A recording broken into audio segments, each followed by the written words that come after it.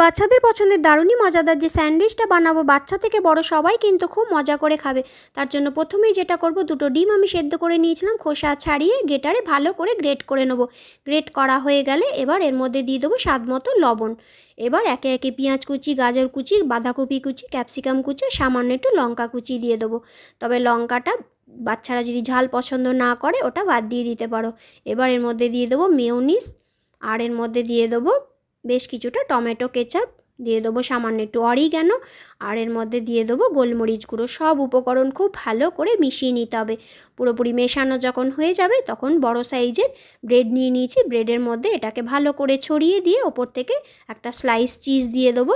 আর cheese দিলে এটা খেতে আরোই দারুণ লাগে। তারপর ওপর থেকে আরেকটা ব্রেড দিয়ে কভার করে দেবো। সবগুলো ব্রেড এভাবে বানানো হয়ে গেলে স্যান্ডউইচ মেকারে দিয়ে এটাকে বানিয়ে নেবো। তো বাচ্চাদের পছন্দের দারুণই মজাদার এই স্যান্ডউইচ একবার বাচ্চাদের বানিয়ে দিও, দারুণ মজা পাবে।